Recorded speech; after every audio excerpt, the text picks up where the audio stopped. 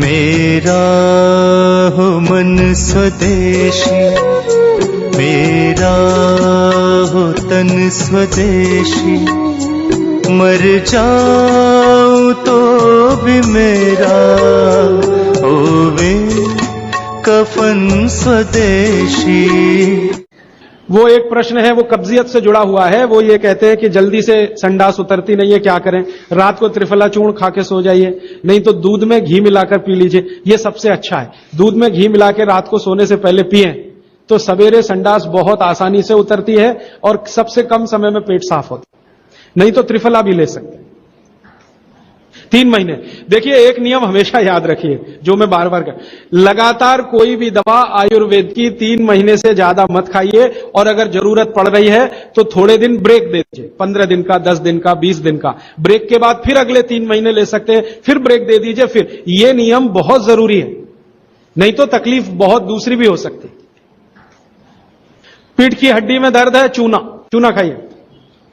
बच्चों को खांसी की एलर्जी अगर है तो नियमित रूप से, मैंने कहा ना, ऐसी चीजें दीजिए, कफनाशक है, सूंठ है, पान का पत्ता है, शहद है, गुड़ है, ये सभी कफनाशक हैं। कितनी उम्र के बच्चों को त्रिफला दिया जा सकता है? अगर छोटे बच्चे हैं तो त्रिफला ना देकर आंवला दीजिए, और त्रिफला देने का समय अगर शुरू कर रहे हैं बच्चों को तो थोड़ा 3-4 साल हो जाने दीजिए उनका। 3-4 साल के पहले दे सकते हैं तो आंवला दीजिए। और वैसे तो मेरा कहना है 14 साल की बच्चों को आंवला ही अच्छा है, त्रिफला उनको ना ही दें। त्रिफला एक उम्र के बाद ही सबसे अच्छा होता है। बहुत अधिक उम्र में घुटनों का दर्द, कमर का दर्द, तरीका मैंने वही बताया, चूना सबसे अच्छा है। अधिक उम्र में चूना सबसे अच्छा, अर्थराइटिस के लिए, घुटनों के दर्द। एड़ी का दर्द और कोहनी का दर्द तो ऐसे ही मिट जाएगा जब पानी घूट घूट पीने लगेंगे। जल्दी भूल जाएं, स्मरण शक्ति कम हो, गाय का घी नाक में डालना सोते समय। नींद जल्दी ना आए तो क्या करना? गाय का घी नाक में डाल के सोना। हां, एक बहुत इंटरेस्टिंग प्रश्न आया, वो पहले दिन का जो मेरा व्याख्यान था कि फ्रिज का क्या करें, तो मैंने तो बोला था कि ये बंद कर दें। अगर आपका दिल नहीं मानता बंद करने के लिए, क्योंकि मैंने कहा ना, हिंदुस्तानियों में एक बुरी आदत है कचरे को इकट्ठा करने की। घर में डिब्बे इतने इकट्ठे रहते हैं, तू पड़े रहते हैं, फेंकते नहीं। हमें हमेशा ये सोचते कभी काम आएंगे, कभी काम आएंगे, तो ये चक्कर घुस गया। अब पता नहीं ये अंग्रेजों के समय से आया या पुराना। तो फ्रिज भी वैसी ही कोई चीज है।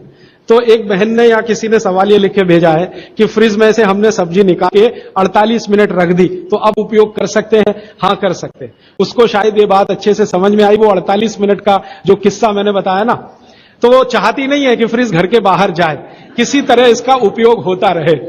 तो ये मजबूरी का खेल है, लेकिन कर लीजिए कि आप कुछ भी जो रखा है फ्रिज में, अगर उसको पकाना चाहते हैं, खाना चाहते हैं, तो निकाल के 48 मिनट रख दीजिए, फिर उसका उपयोग कर लीजिए सब्जी के रूप में। नहीं तो एक चीज मत करिए कभी भी, कोई भी चीज एक बार गर्म करके आपने फ्रिज में दी तो दोबारा गर्म मत करिए। वो दूध हो या सब्जी हो या दाल हो, करिए ही मत। क्या करना? निकाल के रख दीजिए, 48-50 मिनट रखी रहे, वो अपने आप थोड़ी गर्म हो जाएगी प्रकृति की गर्मी से, फिर वही खा लीजिए। गर्म तो दोबारा बिल्कुल मत करिए। फ्रिज के दूध को दोबारा गर्म कभी मत करिए, फ्रिज की दाल को दोबारा गर्म कभी मत करिए, फ्रिज की सब्जियों को दोबारा गर्म मत करिए। चटनी भी फ्रिज में से निकाल के रख के खाइए। दही भी फ्रिज में दही रख देते हैं, 48 मिनट रखा रहने दीजिए, फिर आप उसका उपयोग करिए। तुरंत निकाल के और छाछ बना के वो बिल्कुल मत करिए। मेवा खाना चाहिए कि नहीं? सूखा मेवा जरूर खाइए, ड्राई फ्रूट्स आप जरूर खाइए, लेकिन जो ड्राई फ्रूट्स आपके लिए अनुकूल हैं, आप जहां रहते हैं वहां के हिसाब से मैं कह रहा हूं। सबसे अच्छा बादाम आपके अनुकूल है। आपके अनुकूल काजू नहीं है। बादाम बहुत अनुकूल है मद्रास में रहने वालों को, काजू अनुकूल है जम्मू कश्मीर में रहने वाले, तो बादाम भरपूर रखते हैं। और जो दूसरी चीज अनुकूल है, मुनक्का, किशमिश। किशमिश और मुनक्के में थोड़ा अंतर है, बड़ी किशमिश को मुनक्का, तो मुनक्का और किशमिश ये आपके बहुत अनुकूल है। बादाम आपके बहुत अनुकूल है। मखाना 50-50 है।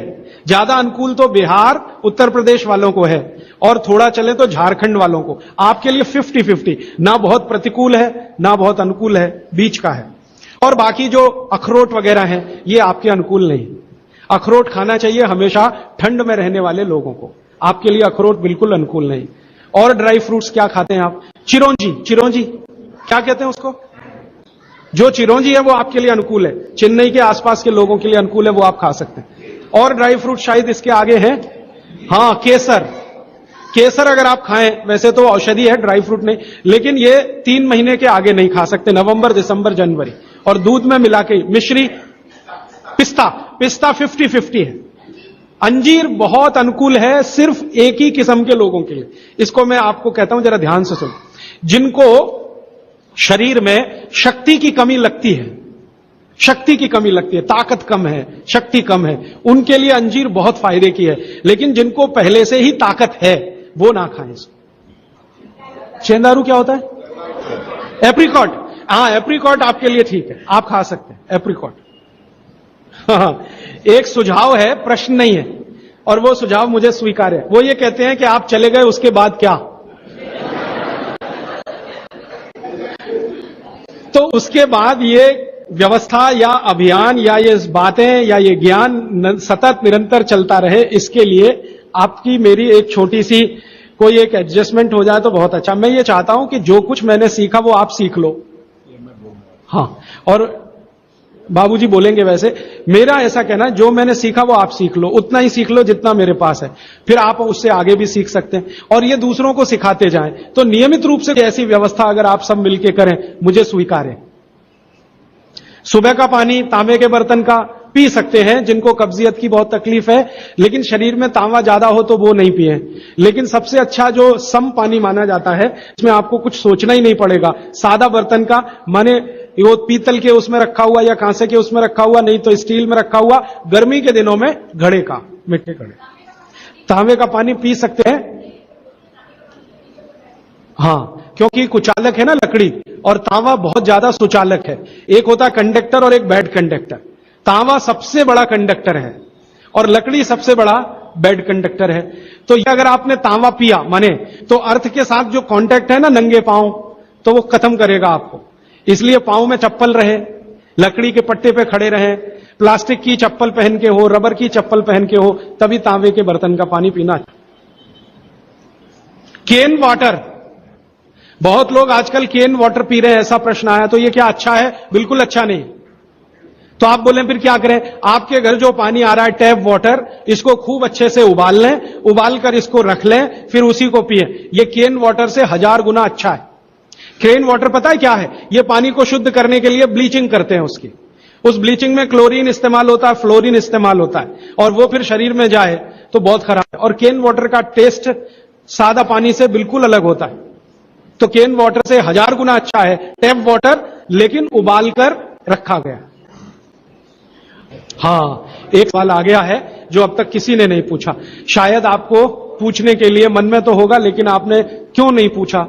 महिलाओं से संबंधित ये सवाल है, मेंसेस पीरियड का। 2 सवाल आए हैं। एक तो ये है कि व्हाइट डिस्चार्ज बहुत हो तो क्या करें। तो इसके लिए आप ऐसा करिए, एक आयुर्वेद की दवा इस्तेमाल करिए, उसका नाम है शतावरी। शतावरी कहीं भी मिलती है आयुर्वेद की दुकान। शतावरी चूर्ण के रूप में ले लीजिए। इस शतावरी चूर्ण को दूध में मिला लीजिए और रात को जरूर पीजिए।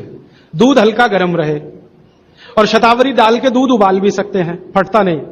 शतावरी, जिनको भी व्हाइट डिस्चार्ज की समस्या है, शतावरी। और दूसरी कि जब भी मेंसेस पीरियड आता है, बहुत दर्द होता है, तकलीफ होती है, इचिंग बहुत होती है, तरह तरह की खुजलियां होती है शरीर में, गुस्सा बहुत आता है, चिड़चिड़ापन वगैरह वगैरह। तो आपका जब भी मेंसेस पीरियड होता है तो आपके शरीर में वायु बहुत बढ़ी हुई है, पित्त भी थोड़ा बढ़ा हुआ रहता है। इसका बहुत आसान उपाय मैं बता देता हूं, भागवत जी का है, मेरा नहीं। वो ये कहते हैं कि मेंसेस पीरियड में सब कुछ ठीक रहे, समय से आए, समय से जाए, ज्यादा रक्त ना निकले और कम भी ना हो, इस सब चीज ठीक रखने के लिए गरम गरम पानी में, जो इतना गरम हो जैसे चाय होती है, घी मिला के पिए। गरम गरम पानी में, खूब गरम पानी में, गाय का घी आपके घर है तो बहुत अच्छा, नहीं तो कोई भैंस का भी चलेगा, 1 चम्मच मिलाएं, आधा गिलास खूब गरम पानी खौलता हुआ घी मिला दें, थोड़ा पीने लायक हो जाए उतनी देर रखें, फिर उसको चुस्कियां ले लेकर पिए। अगर आपका मासिक 5 दिन चलता है, 4 दिन चलता, 3 दिन, दिन से मतलब नहीं, जितने दिन चलता उतने दिन। कितनी बार पी सकते हैं? दिन में 2 या 3 बार पी सकते हैं। तो अगर आपने ये शुरू किया तो सब कुछ आपका नॉर्मल हो जाएगा, सब कुछ। मेनोरेजिया है तो ठीक होगा, मेट्रोरेजिया तो ठीक होगा, सब ठीक हो जाएगा। मैं ज्यादा नहीं कहना चाहता, आप सब समझदार हैं। हर चीज आपकी दुरुस्त और तंदुरुस्त रहेगी। डिस्चार्ज व्हाइट है तो शतावरी लेना है, और पानी में घी मिला के किसी भी दूसरी प्रॉब्लम के लिए मेंस पीरियड, ये घी पानी मेंसेस पीरियड में ही पिए। इसको ध्यान से सुने। मेवा से वेट बढ़ता है, काजू को छोड़कर किसी भी मेवा से वेट नहीं बढ़ता। काजू ही है जो वजन बढ़ाता है, बाकी कोई भी सूखा मेवा वजन नहीं बढ़ाता। मुंह से बदबू आती है तो समझ लो पेट साफ नहीं है, तो रात को त्रिफला खा के सो, नहीं तो दूध और घी मिला के पियो, सुबह उठते ही पानी पी लो, मुंह की बदबू बंद। हाथ पैर सुन्न हो जाते, मतलब चूना खाते रहिए। हां, अब ये एक सवाल ऐसा है कि चूने से जीभ फट जाती है, तो आप चूना अगर सीधे जीभ पे खाएंगे तो फटेगी, पानी में डालकर खाएंगे कभी जीभ नहीं फटेगी, दही में डालकर खाएंगे नहीं फटेगी, मट्ठे में पिएंगे तो नहीं फटेगी, जीभ पर चाटेंगे चूना तो जरूर जीभ फटेगी। टीबी पेशेंट है, ट्यूबरकुलोसिस, तो आप जरूर उनको गोमूत्र पिलाइए। अगर खाली गोमूत्र, शुद्ध गोमूत्र, अर्क नहीं, खाली गोमूत्र आपने पिला दिया तो 3 से 4 महीने में टीबी जड़ से ठीक होती। दही में या तो छाछ में या तो पानी में, नहीं तो पान में। चूना ये पान में जो खाते हैं वो ही। और 5 मिनट रुकिए, मैंने मेरा कंक्लूड किया है, लेकिन ये आज के लिए है, जिंदगी के लिए ये कंक्लूजन नहीं है, ये तो रास्ता अभी खुला है।